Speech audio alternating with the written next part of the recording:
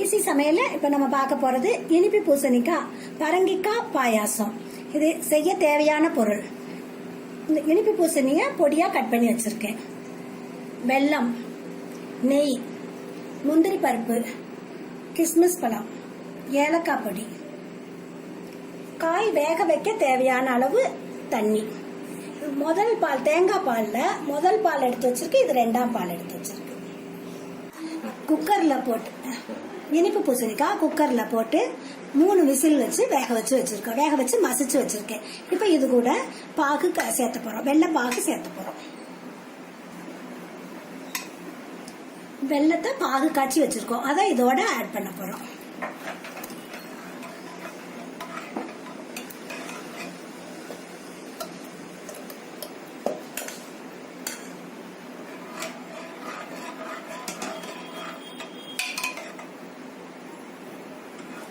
வெள்ளம் ஒரு கொதிச்ச உடனே நம்ம தேங்காய் பால், இது 2வது ஸ்டேஜ் தேங்காய் பால், அதை கொஞ்சம் ஊற்றணும்.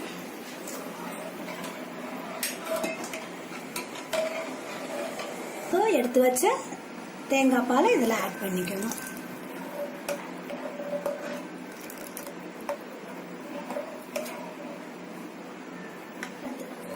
கொதிச்சோன்னா வறுத்து வச்ச கிஸ்மிஸ் முந்திரிய போடணும்.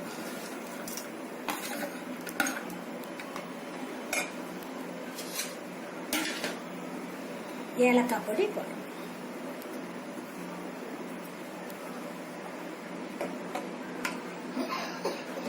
பூசணிக்காய் பாயாசம் ரெடி ஆயிருச்சு.